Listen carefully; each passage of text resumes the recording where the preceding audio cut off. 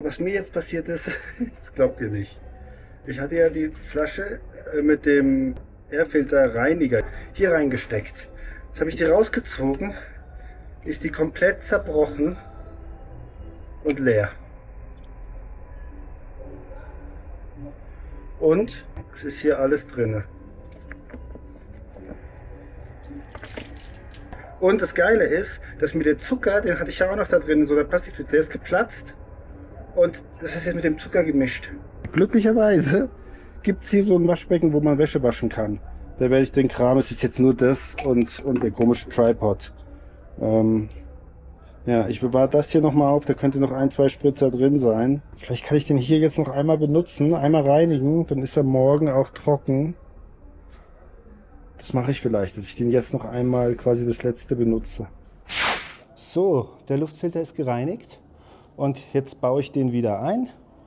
Und bei der Gelegenheit ist es mal wieder Zeit für ein neues Video von meinem 100.000 Kilometer Spezial. Und zwar geht es passenderweise heute um Werkzeug.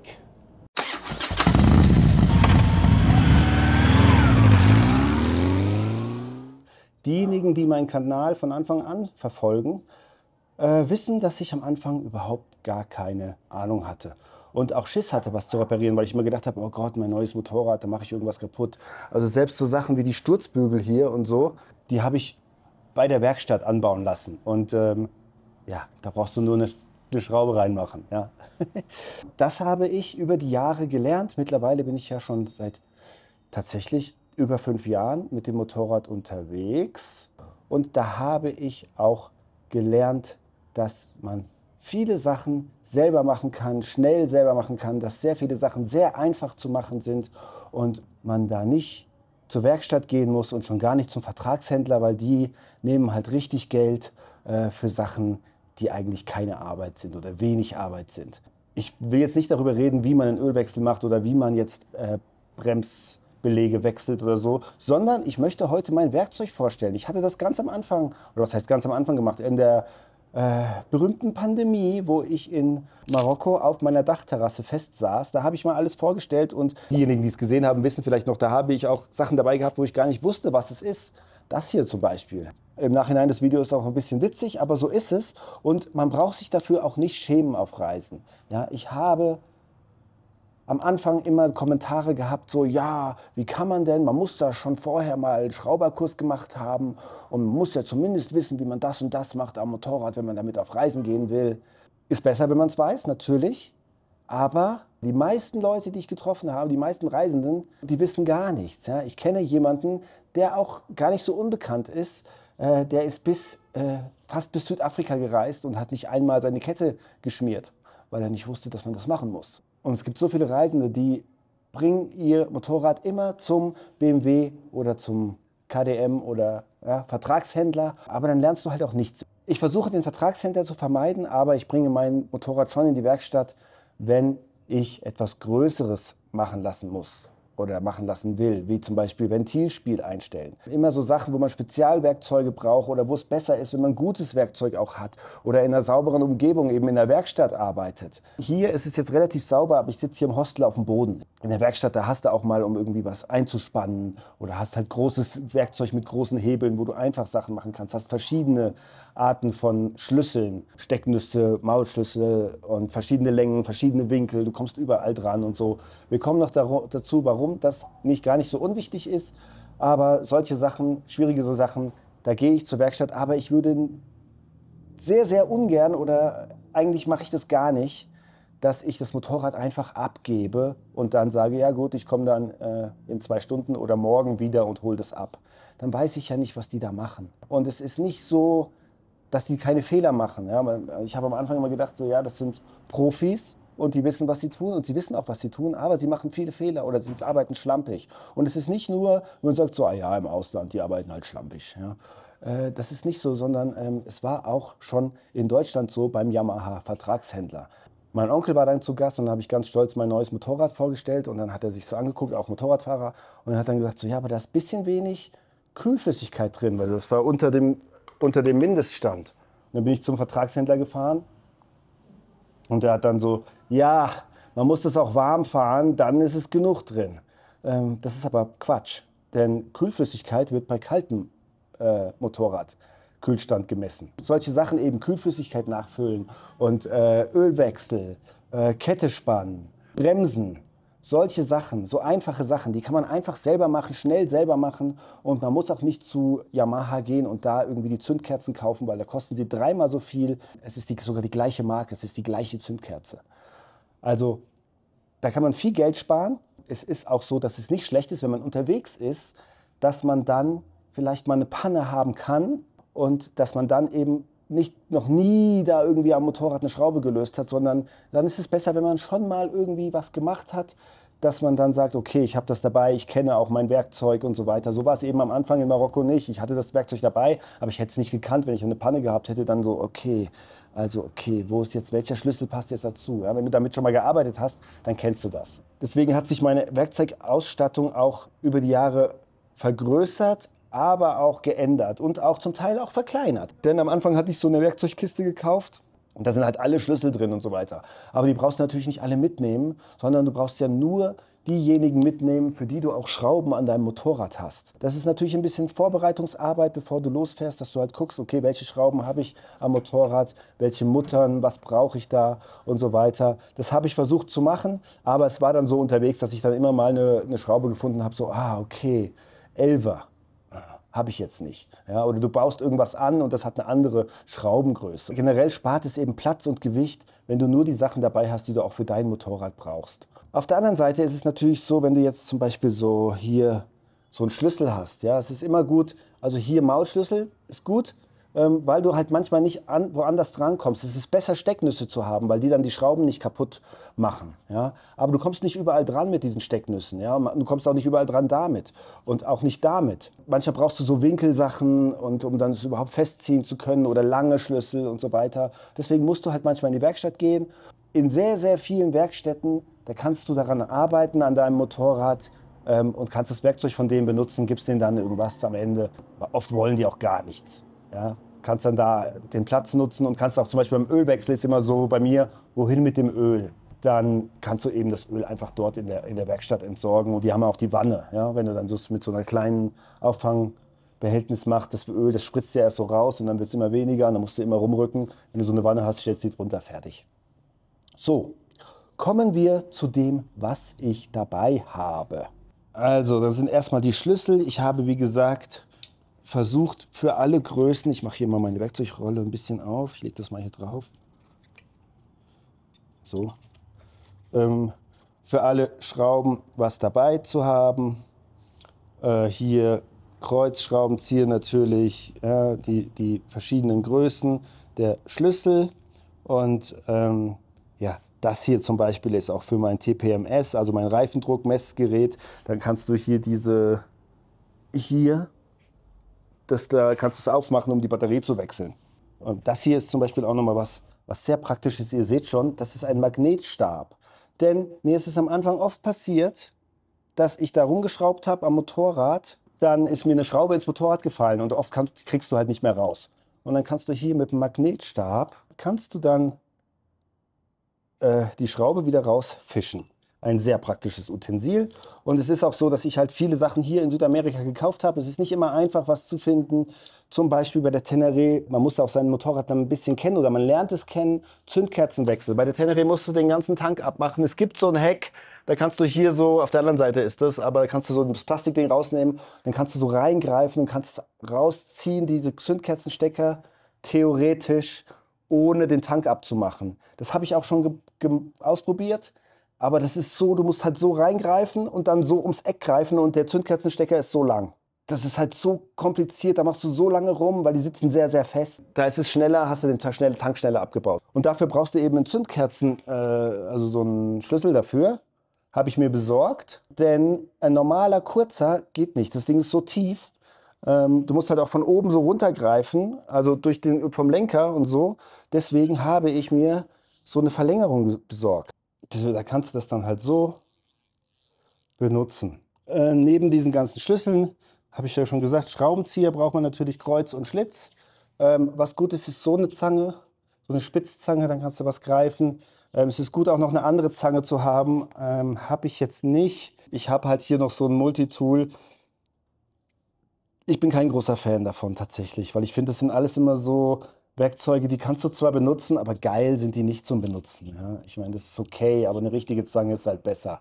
Was gut ist beim Multitool, ist das Messer, was ich halt oft benutze. Dann habe ich noch so eine Rohrzange, Mini-Rohrzange. Ja, da kannst du halt dann Sachen quasi festklemmen mit dieser Schraube.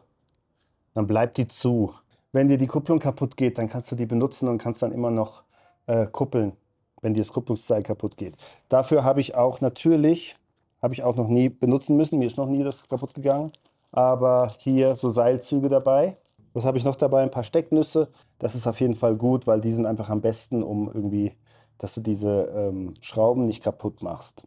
Was ich noch habe, ist, ich habe jetzt keine Fühlerlehre, weil eben Ventilspiel, das würde ich halt dann in der Werkstatt machen, würde von denen Fühlerlehre benutzen. Aber ich habe so eine ganz simple Fühlerlehre, das ist wie so ein 5-Mark-Stück und die ist halt, wird halt immer dicker. Ja, und dann siehst du halt hier ist dann so eingezeichnet, welche Größe das ist. Und mir ist es halt schon passiert beim Zündkerzenwechsel, da ist ja oben dieser Abstand, der ist halt wichtig. Und wenn der nicht stimmt, wenn dir das Ding runterfällt, dann ist das eingebogen zum Beispiel. Und dann habe ich das Motorrad gestartet und dann ist es immer so rum, rum, rum, rum, rum, rum, und dann läuft es so unruhig. Ja, oder springt gar nicht an oder geht aus. Und dann kannst du eben damit das wiederherstellen, den richtigen Abstand. Solche Sachen. Und hier, das ist halt fürs Multitool oder halt auch für diese Ratsche. Und eine Ratsche ist auf jeden Fall gut dabei zu haben. Und dann kannst du halt hier das reinstecken. So. Ja, ist praktisch und ist halt auch sehr klein. Und natürlich noch im Imbus, das war es schon von meiner Werkzeugrolle. Werkzeugrolle. Ich hatte das am Anfang immer in diesen Beuteln. Die benutze ich jetzt immer noch, um diesen ganzen anderen Kram zu transportieren.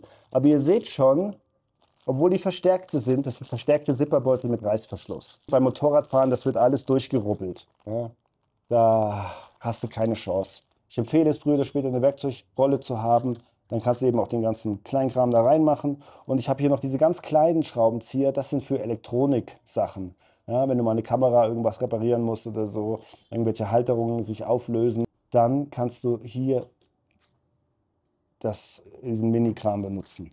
Super nervig, aber das hat eben so eine Reißverschlusstasche. Meine ist von Givi und ihr seht schon, die ist super dreckig, müsste ich auch mal irgendwann reinigen. Kommen wir dazu, ich habe schon gesagt, wichtig ist, und dafür habe ich ja viele Erfahrung, dass man das Hinterrad mal rausnehmen kann. Und dafür habe ich hier von Rally Raid, das habe ich bekommen von Bikespeak, vom Thomas. Vielen Dank nochmal, das ist ein super Tool. Ja, das benutze ich immer. Die Länge reicht dicker aus, um das Hinterrad aufzu- und zuzumachen. Damit kannst du das Vorderrad aufmachen und es ist halt super cool, so ein Reisetool. Dann, wenn man mal einen Reifenschaden hat, dann äh, gibt es hier, wie heißt das? Bad Pro. Ja, das ist so ein Montiereisen Deluxe quasi fürs Reisen. Ja, das steckst du dann so aufeinander und kannst dann eben das so raushebeln, den Reifen. Ja? Den Reifen auch von der Felge hebeln. Was ganz gut ist, wenn man noch ein drittes hat. Mit zwei, da musst du dir immer behelfen, dann brauchst du noch ein drittes am besten, um das zu machen. Hier kannst du dann auch wieder als Montiereisen benutzen. Ist gut, die sind leicht, Aluminium, wiegen nichts. Das Gute ist, ich hatte noch nie einen Reifenschaden, wo ich unterwegs das machen musste. Ich hatte einmal einen Reifenschaden, aber es war ein schleichender Plattfuß. Und deswegen ist es gut, dass ich das TPMS habe, also diese Reifendruck-Messgerät. Konnte ich immer beobachten, wenn der Druck runtergeht und dann, wenn es unter irgendwie 1,2 Bar gefallen ist, dann habe ich angehalten, habe das Ding wieder aufgepumpt und bin dann wieder gefahren. Und das war dann immer so, dass so bin ich halt, ich war halt in den hohen Bergen, so bin ich halt dann bis in die nächste Stadt gekommen. Und oft gibt es auch, also diese Reifenreparaturleute, die gibt es halt überall oder ja, sehr, sehr viele. Und es ist dann gut, klar kann man ein Reifen-Flick-Set dabei haben. Habe ich auch dabei, habe ich aber noch nie benutzt. Bei mir ist es auch noch okay, aber es kann passieren, dass dieser Kleber zum Beispiel, wenn du das ja nie benutzt, dass der hart wird. Und dann stehst du, willst es reparieren, dann ist der Kleber hart. Deswegen ist es besser, wenn man einen Ersatzschlauch dabei hat. Dann kannst du einfach den Schlauch, den kaputten nimmst du raus, machst den anderen rein, fertig. Und dann kannst du den kaputten ersetzen, wenn du dann in der nächsten Stadt bist. Oder eben vulkanisieren lassen. Die kleben dann eben nicht nur diesen Batch drauf, diesen, wie sagt man, ja, wisst schon, Flicken, sondern die vulkanisieren das auch. Und dann ist es eben wieder richtig eine Ebene. Dann hält das richtig, weil die lösen sich und so weiter. Es kann halten, aber es ist besser, wenn es vulkanisiert ist. Noch besser ist es dann, also ich würde dann immer auch den Schlauch dann ersetzen. Ich habe 2 Ersatzschläuche dabei, die sind hier innen reingeklebt. Da das schwarze, graue. Das ist der Schlauch. Ich habe einen für hinten und einen für vorne. Man braucht aber nur einen für vorne mitnehmen, theoretisch. Den kannst du dann auch hinten reinmachen, um zum nächsten Reifenmann zu fahren. Das geht. Und auch wenn ihr schlauchlos fahrt, dann denkt ihr vielleicht, ja, brauche ich nicht, dann hast du nur dieses Schlauchflicksystem. Aber wenn du zum Beispiel am Ventil was kaputt hast oder einen größeren Riss hast, dann kannst du es damit nicht flicken. Deswegen ist es dann auch gut, wenn du einen Ersatzschlauch dabei hast, dann ziehst du den Schlauch rein und fährst bis zur nächsten Werkstatt fertig. Du brauchst natürlich eine Pumpe und ich habe eine Powerbank-Pumpe. Ja, benutze ich sehr oft. Da kannst du halt einstellen, wie viel Bar du willst, steckst es dran, drückst auf den Knopf, der Rest passiert von alleine. Die hält ziemlich lang, damit kannst du zigmal den Reifen aufpumpen und du kannst es halt mit USB wieder aufladen. Ja, ich finde das super. Da müsst ihr darauf achten, wenn ihr jetzt zum Beispiel bei dem Reifen Schaden habt und dann müsst ihr ja den Reifen von der Felge nehmen und den Schlauch wechseln. Dann macht ihr den neuen Schlauch rein und dann muss der Reifen auf ungefähr 7 Bar oder so aufgepumpt werden, dass der Reifen wieder in die Felge springt. Und beim Hinterreifen, das ist dann immer so ein bisschen, ob schafft er das, diesen hohen Druck zu erzeugen. Ansonsten ist das Ding super. Und was noch zu beachten ist, ich hatte vorher am Anfang einen anderen und den hatte ich dann oft hinten in der Werkzeugbox. Ich habe halt hier hinten eine Werkzeugbox und hier unten die Werkzeugbox und dann habe ich noch unterm Sitz immer noch Sachen, um diesen ganzen Kram hier unterzubringen. Der muss dann aber so eingepackt werden, dass er eben nicht rumschütteln kann. Da ist hier dieses Ding dabei und ich wickel den immer noch mal in Lappen ein, so dass er halt dann fest sitzt. Also bei mir ist es dann so, das Kettenspray ist dann so und das sitzt dann so und das kann dann nicht rumschlagen, weil der andere Kompressor ist bei mir dann kaputt gegangen. Und ich glaube, es könnte durch die Erschütterung gewesen sein. Den fahre ich jetzt ewig schon damit rum. Da passiert nichts, solange der halt nicht rumschlägt. Man kann auch eine Handpumpe nehmen, da musst du halt mit der Hand pumpen. Ja, geht auch. Dann sind wir hier schon bei den Lappen. Auf jeden Fall Lappen dabei haben. Ne? Man muss mal, ihr seht ja, nur weil ich hier nichts mache und nur das in der Hand habe, habe ich schwarze Hände. Ich habe einen Lappen hier, so um Sachen am Motorrad abzuwischen. Einen sauberen Lappen, das sind beides Mikrofasertücher, um am Helm das Visier zu sauber zu machen. Oft ist es so zu, dass du dann gar nichts siehst mehr. Und wenn es kalt ist, musst du halt das Visier zumachen. Oder halt, wenn es dunkel wird, dann siehst du halt gar nichts mehr, wenn du das Visier zumachst. Dann musst du halt mal unterwegs wischen. Ist gut, das zu haben. Dann habe ich noch diesen Lappen. Kettenpflege ist da das Stichwort. Denn es gibt so Bürsten, die hatte ich bei der ersten Reise dabei, so eine große Bürste. Da kannst du die Kette dazwischen nehmen und kannst das dann so sauber machen. Ja, ist ziemlich sperrig, das Ding. Aber es gibt auch die Variante, dass man das mit der Zahnbürste machen kann. Das habe ich jahrelang gemacht. Die Borsten von der Zahnbürste, die können die Ohrringe beschädigen. Besser ist es, wenn man die Kette nur mit dem Lappen abwischt. Und deswegen habe ich diesen Lappen und da habe ich schon gesagt, Werkstätten machen Fehler. Als ich das Ventilspiel eingestellt habe und dann haben wir das Motorrad, ich war ja mit dabei sogar, haben wir das Motorrad wieder zusammengebaut und dann irgendwie ein paar Tage später, da habe ich irgendwas gemacht und dann habe ich diesen Lappen irgendwo im Motorrad gefunden. Also haben wir dann vergessen, den Lappen wieder rauszunehmen. Und deswegen seitdem habe ich so einen KDM-Lappen, glaube ich. Da habe ich diesen Lappen, um die Kette abzuwischen und ich lege die dann hier immer so drunter auf den Boden und sprühe dann so die Kette ein, dass wenn es dann hier auf dem Boden, dass es dann nicht ölig wird. Bleiben wir bei den elektronischen Sachen. Ich habe natürlich ein paar Ersatzsicherungen dabei, noch nie benutzen müssen. Genauso, was ich noch nie benutzt habe, ist hier die Starthilfe. Ja, das ist eine Powerbank-Starthilfe. Steckst du dann hier so rein, kannst es dann benutzen. Die Powerbank habe ich schon oft benutzt, um mein Handy zu laden. Das ist zwar keine gute Powerbank, die lädt das Handy einmal, aber besser wie nichts. Und da ist auch eine Taschenlampe dran. Okay. Aber ja, weiß ich nicht, ob man das braucht beim neuen Motorrad. Wahrscheinlich eher nicht. Ich habe schon mal jemandem damit geholfen, das Auto zu starten. Und dann, ja, haben wir über die Kette gesprochen. Kettenspray muss man natürlich immer wieder besorgen. Und es ist nicht immer einfach, eine kleine Dose zu bekommen. Gerade wenn du so Motorex, das sind ja so, also das sind die beschissensten Formate der Dosen überhaupt. Und wenn du dann so eine kleine, so ganz kleine, das ist halt dann dreimal sprühen ist leer. Es müsste so eine Mittel, so eine Größe ist gut immer. Naja, jetzt habe ich halt diese und deswegen, es hatte auch jemand geschrieben, so, ah ja, man braucht ja überhaupt keine Werkzeugbox oder ja, ich habe das alles unter der Sitzbank. Das ist nur WD-40, also Fake WD-40, Filteröl und Kettenspray. Und das hier ist noch Fett, ja, um Schrauben zu fetten und so. Alleine das ist schon mehr, als in diese Werkzeugbox hinten passt. Und hier WD-40 für verrostete Schrauben ist super, überhaupt um Sachen zu entrosten oder geschmeidig zu halten. Und auch hier, um die Speichen einzulassen, dass die sich nicht festsetzen. Kannst du einmal im Jahr oder so, ich mache es einmal im Jahr oder vielleicht sogar seltener, sollte man öfters machen, da ein bisschen WD-40 dran machen, dann setzen die sich nicht fest. Andere Flüssigkeiten, ich habe natürlich Sekundenkleber dabei, super guten. Loctite habe ich dabei, um Schrauben zu sichern. Gummibänder kann man immer gebrauchen. Und natürlich die 2 Top-Artikel, um auf Reisen etwas zu flicken. Kabelbinder. Ja, ich habe ja auch meine Sturzbügeltaschen mit Kabelbindern befestigt. Manchmal geht halt einer kaputt und dann habe ich andere, um das hier zu machen. Meine liebsten sind diese fetten. Habe ich noch einen übrig? Ich dachte, ich hätte vorhin, ja hier. Die finde ich am besten. Jetzt habe ich halt die sind nicht so gut, musste halt manchmal 2 nehmen. So die ganz kleinen benutze ich eigentlich selten. Und ich habe jetzt so viele, weil es gibt es halt nur in so einer Riesenpackung. Und da muss man aber auch gucken, es gibt verschiedene Qualitäten. Es gibt welche, die sind so scheiße, die ziehst du einfach wieder auf. Also da musst du dann gucken, dass du gescheite bekommst. Oder musst dir eingeben lassen und sagen, ey, zeig mal. Und ich habe noch so Kabelbinder, die sind auch nicht unpraktisch. Ab und zu für manche Sachen benutze ich die kann man halt wieder aufmachen.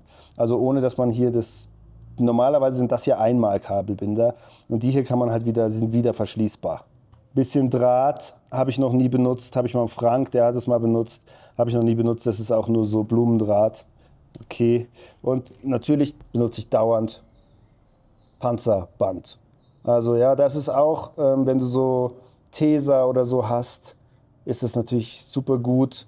Oder eben Duct Tape Original und so, wenn du halt so andere Marken hast, die sind oft nicht so gut, also halten nicht so lange. Es sind dann auch qualitative Unterschiede.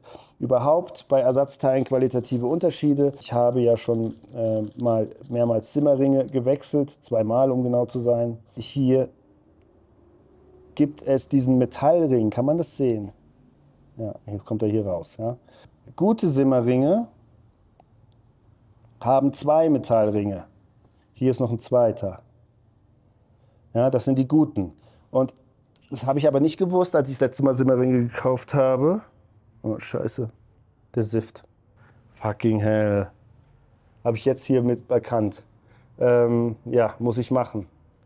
Du kannst damit noch weit fahren, aber du musst dann halt irgendwann wechseln. Scheiße. Ja, habe ich gerade erst in Brasilien gemacht gehabt, vor 2 Monaten. Aber jetzt ist es schon wieder hin. Ja, und das ist bestimmt, weil ich dann, der hatte nur einen Metallring, den genommen habe. Fuck. Man muss eben nachgucken. Ich habe vor einer Etappe nachgeguckt, also es muss auf der letzten Etappe passiert sein. Weil ich ziehe dann immer so den Lappen durch. Da war alles okay. Okay, also Ersatzzündkerzen ist gut. Warum Ersatzzündkerzen? Wenn du das Ding ins Wasser wirfst, Zündkerzen nass werden, dann kannst du das Ding nicht mehr starten. Dann brauchst du Ersatzzündkerzen, musst die Zündkerzen wechseln. Deswegen musst du auch unterwegs die Zündkerzen wechseln können. Dann habe ich noch Schrumpfschlauch dabei, damit hatte ich immer die Griffe repariert. Ich habe noch so einen Gummihammer. Ist auch nicht schlecht, einen Hammer zu haben manchmal. Und dann habe ich auch noch nie benutzt. Ich weiß gar nicht, wie gut es noch ist. Es fühlt sich noch weich an, einigermaßen. Aber Flüssigmetall. Wenn du dir jetzt irgendwie ein Loch irgendwo reinschlägst, dann kannst du damit das auch flicken. Und natürlich noch einen Schlauch, um mal irgendwie Benzin rüberzufüllen, woanders hin oder so, ne? Flüssigkeiten. Das war soweit mein Werkzeug. Ich muss mich jetzt darum kümmern, wieder mal den Zimmerring zu wechseln. Das ist immer so nervig, weil dann halt, du musst die ganze Gabel ausbauen. Insgesamt, was braucht man halt? Schlüssel für seine Schrauben, auf jeden Fall Kabelbinder und Panzertape, Kettenspray und natürlich was dabei haben, um den Reifen wechseln zu können und Zündkerzen zu wechseln. Der Rest ist optional. Dann halt noch spezifische Sachen, wenn ihr wisst, ihr habt eine alte Maschine, vielleicht eine Starthilfe. Ich habe wieder einen Artikel auf meiner Webseite erstellt, wo ich das alles aufgelistet habe, was ich dabei habe Und da könnt ihr gerne mal reinschauen. Link ist in der Beschreibung. Ich hoffe, es war nützlich. Ich freue mich über Kommentare und danke für die Aufmerksamkeit. Ihr seht vielleicht, dass ich jetzt ein bisschen genervt bin wegen dieser Simmering-Sache. Naja, werde ich mich jetzt drum kümmern. Die Gabel ist repariert, also die Simmeringe ausgetauscht. Ich habe diesmal sogar original Yamaha Simmeringe bekommen. Mal sehen, wie lange es hält. Es ist halt so, dass meine Tauchrohre, die Innengleitrohre, auch schon ein bisschen korrodiert sind. Irgendwann brauche ich halt 2 neue. Es ist nur ganz unten und ich stelle die Gabel immer so ein, dass sie nicht komplett eintaucht, dass das eben nicht darüber schrubbt. Aber ja, da ist auch diese eine Metallklammer innen, die ist auch schon ein bisschen mit in Mitleidenschaft gezogen. Die müsste ich auch mal austauschen. Naja, immerhin habe ich jetzt schon mal bessere Simmeringe und wieder neues Öl. Und noch ein Nachtrag von etwas ganz Wichtigem, was man dabei haben sollte, ist das Serviceheft, also das Werkstatthandbuch. Es gibt die normale Bedienungsanleitung und da steht immer drin, ab wie viel Kilometern man was kontrollieren muss oder nach wie vielen Jahren man was austauschen muss. Und das steht im Werkstatthandbuch auch drin, aber im Werkstatthandbuch steht es halt noch viel detaillierter alles, wie man was austauscht, wie man was macht. Also wenn man was zum ersten Mal macht, dann kann man immer da nachschauen. Da steht dann auch immer noch drin, in welchem Torque du das anziehen musst und so. Ich habe kein Drehmomentschlüssel, aber da stehen halt alle Sachen viel detaillierter drin. Und ich habe das nicht als Buch dabei, sondern als PDF auf dem Computer. Und das ist super praktisch. Also das kann ich auf jeden Fall empfehlen. Da kannst du immer nachschauen, auch wenn ihr was bei YouTube irgendwie Tutorials anschaut, könnt ihr dann immer nachschauen, so, was sagt denn Yamaha dazu? Das war's jetzt aber endgültig. Auf Wiedersehen.